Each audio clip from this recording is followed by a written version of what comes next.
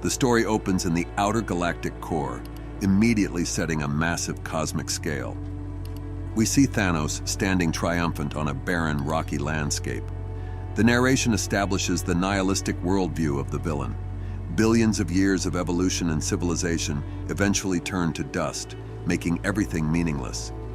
But Thanos isn't just watching the dust settle, he is commanding it. We get a close-up of the fully assembled Infinity Gauntlet on his hand, glowing with ominous power. He declares that the vast machinery of the universe now turns for him. Thanos doesn't waste time. He punches the air, or perhaps the fabric of reality itself, with the gauntlet. He declares that everything that lives and dies now belongs to him. He issues a decree that anyone opposing his new order will meet their fate. The title card drops here for Thanos. It's a powerful opening that establishes him not just as a conqueror, but as a being who believes he is the purpose of the universe. We cut abruptly to New York City, where the Avengers are in the middle of a brawl. It's a classic lineup: Captain America, Thor, Vision, Hawkeye, and Scarlet Witch. They are fighting a super adaptoid, a green robot that mimics their powers. Hawkeye fires an explosive arrow, but it does nothing because the robot has copied Thor's invincibility.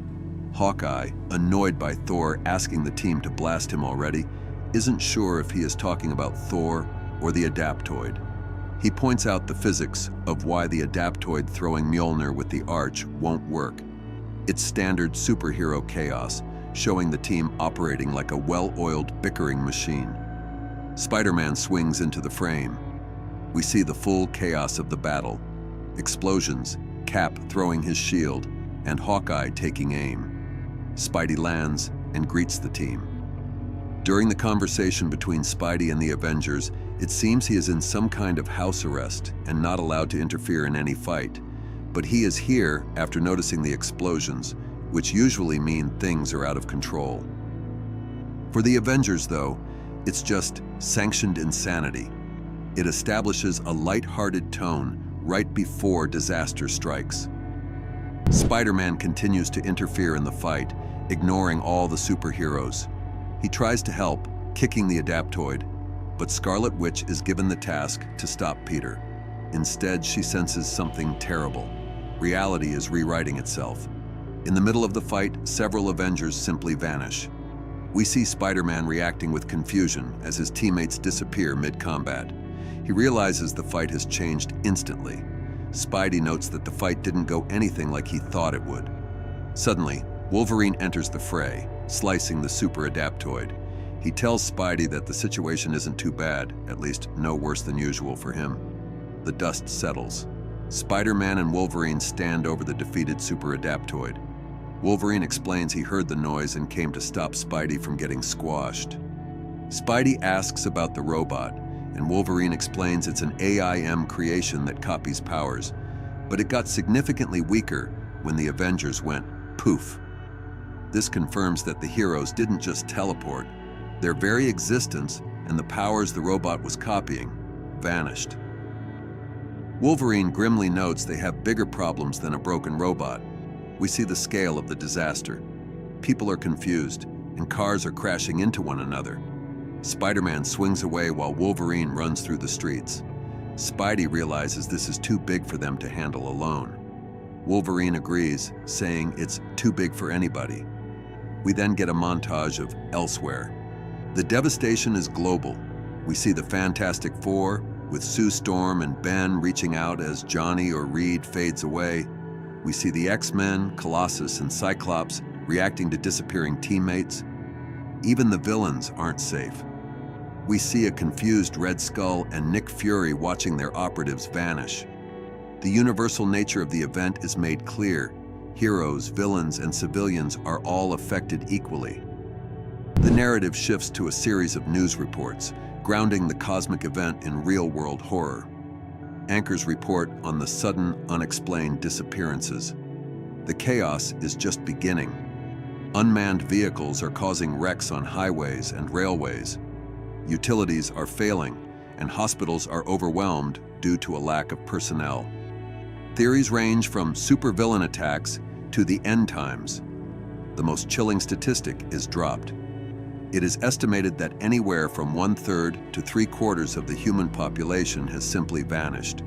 With no one claiming responsibility, the world turns to the superhero community for answers. 24 hours later, the remaining heroes gather at the Baxter Building. Sue recaps the losses. Roughly 50% of the population is gone, including civilians, heroes, and villains. Inside, we see a somber gathering. The Thing, Hulk, Spider-Man, Wolverine, and others. Sue uses the Baxter Building sensors to track the source. She picked up a superluminal wave that passed over Earth at the exact moment of the disappearances. She reveals they tracked the origin to the galactic core, millions of light years away. She states they don't know what it is, but they know where to start looking and plan to send a team with different powers to investigate. The heroes strategize. They need to undo whatever happened. They decide on a small team with a wide range of abilities to cover all bases, while leaving enough heroes on Earth to handle the panic. The roster is set.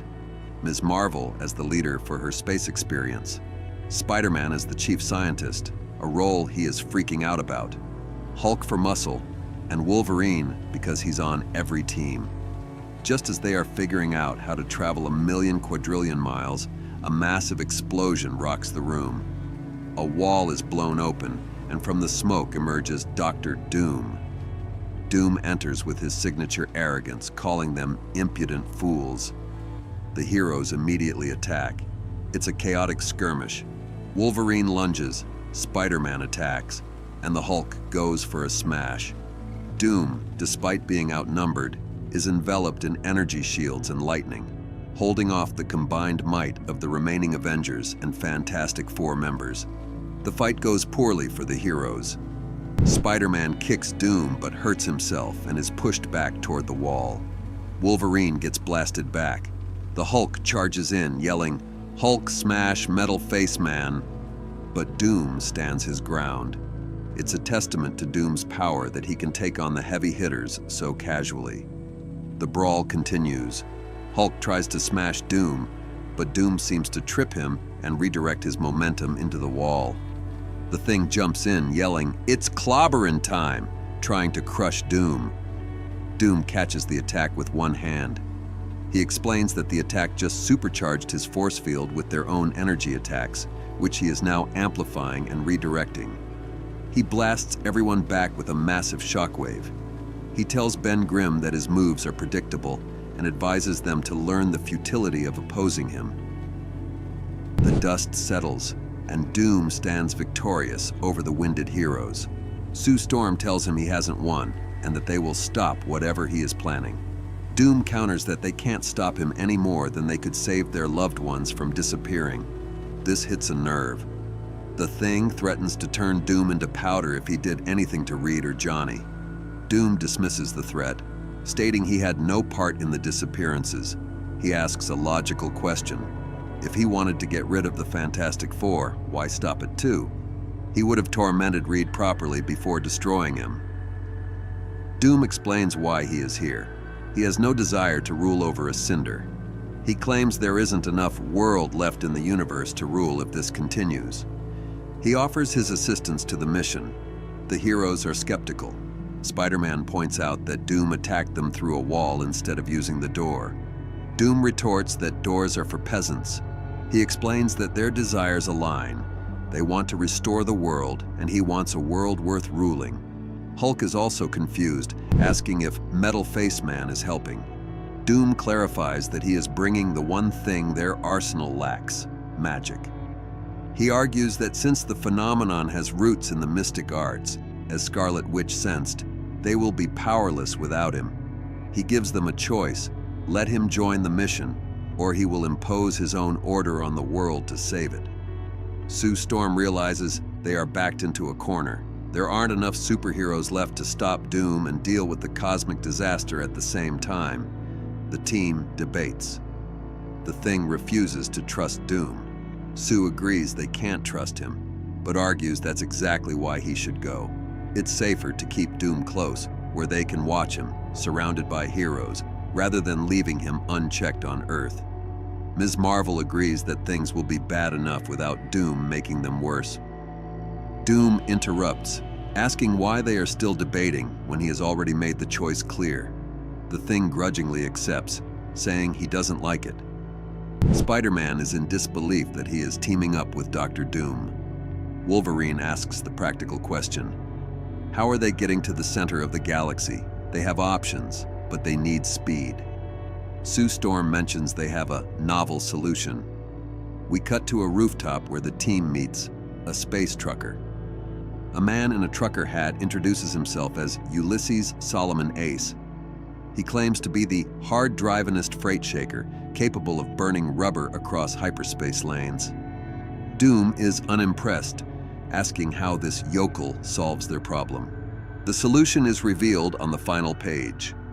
It's a giant space semi-truck parked on top of a skyscraper. US Ace has the star rig. It honks its horn with a massive honk. The issue ends with this absurd visual. The fate of the universe now rests in the hands of the Avengers, Dr. Doom, and a space trucker driving a big rig to the stars. The next issue opens with a chilling recap of the situation. We see the familiar image of the Baxter Building, but the narration tells us that police and heroes are stretched to their limits dealing with a panicked global citizenry. Sue Storm has tracked the source of the disappearances to the center of the Milky Way. The new Avengers, Spider-Man, Hulk, Wolverine, Dr. Doom, and Ms. Marvel are the only hope for humankind. The panel shows the chaotic streets below, emphasizing the desperate state of the world they are leaving behind. We cut to the interior of the Star Rig, the space truck piloted by US Ace. The team is settling in, and tensions are already high. Dr. Doom, being the ruler of a sovereign nation, demands the coveted shotgun seat. Ms. Marvel tries to argue that she should navigate since she has space experience, but Doom shuts her down. Hulk, not to be outdone, also demands shotgun in his own way, Hulk shotgunning. US Ace, clearly amused and maybe a little intimidated by the Green Giant, tries to defuse the situation. The argument continues. Ms. Marvel threatens to burn US Ace's face off for making a smarmy crack. Wolverine asks when Spider-Man is going to stop talking, and Doom retorts that there is a very horrible place reserved for people who disrespect him. Ms. Marvel, trying to maintain some sense of leadership, decides that Hulk will navigate. Spider-Man, stuck in the middle, just wants everyone to get along so he can survive the trip. It's a hilarious scene that highlights just how volatile this team is. They strap in as Ace prepares to launch. Launch time. The Star Rig blasts off from the roof of the skyscraper. It's a ridiculous sight, a semi-truck flying into the sky with rocket boosters.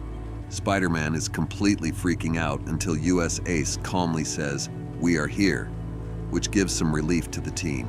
He then explains that they are just prepping for the hyperspace jump. The sheer absurdity and excitement of the moment is impossible to miss. We are now in space. Hulk is navigating, which apparently means staring intensely at a star map. US Ace explains the route. They need to travel 40,000 light-years to the galactic core.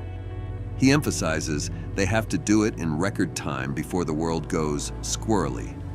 Doom, ever the snob, mocks Ace's colorful turn of phrase and suggests they discuss it later over a mess of biscuits.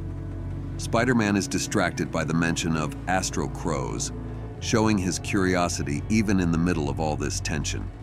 US Ace drops a bombshell. To save time, they are going to blast straight through the Murder Nebula, the most dangerous stretch of space on this side of the galaxy. Spider-Man immediately asks why they can't just go around it. Ace says it's too late and shifts gears. The truck accelerates, heading straight into danger. They enter hyperspace. Ace welcomes them to the trans-relativistic shipping lanes. Spider-Man tries to make a Star Trek joke about Warp Factor 9, but Doom corrects him, saying it should be Sulu setting the speed, not Spock. This reveals that Dr. Doom is a Trekkie, which is an amazing character detail. Wolverine is feeling space sick because his healing factor apparently doesn't have a setting for queasy. Suddenly, the nav computer signals trouble ahead. and Ace is forced to make an emergency stop back into real space. The truck drops out of hyperspace. At first, they think they are surrounded by empty space. Everyone looks out the window and then freezes. An entire armada of alien ships is floating around them. Spider-Man jokes that maybe they just want autographs, but Ms. Marvel realizes they are in serious trouble. The ships are green and teal, sleek and heavily militarized. US Ace explains that his CB skull, a metal plate in his head, picks up alien signals. Spider-Man teases Wolverine, asking why he can't do that. Ms. Marvel identifies the ships as Kree dreadnoughts and Skrull war cruisers. Ace explains they are yelling at each other and that an attack between them is about to start. Dr. Doom believes they are blaming one another for the disappearances. It becomes clear that the snap affected the entire universe, and now the Kree and Skrull empires are on the brink of war because of it. The team listens in. Doom claims he understands them because he is a genius, and because they are squawking about it. Ace confirms Doom's observation. Half of their populations vanished, and now they are about to destroy each other in retaliation. Spider-Man asks what they are saying now.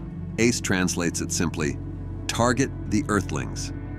The alien fleets have spotted the star rig and decide to take out their anger on the humans. The Kree and Skrull commanders order their fleets to open fire. Spider-Man and Ms. Marvel panic instantly. US Ace yells, "Let's make space tracks," and floors the engine. The star rig rockets forward, dodging laser blasts. Ace drives the truck like a madman, weaving through the crossfire. The Kree commander accuses the humans of trickery, while the Skrull commander orders a pursuit course toward Earth. Inside the truck, it's pure chaos. Wolverine and Ms. Marvel are tumbling around, sticking to the walls like they're covered in super adhesive Spider-Man glue. Doom remains completely calm in his seat. Ace confirms they need to stop and refuel because the emergency jump burned too much fuel. Spider-Man asks if there are gas stations in space.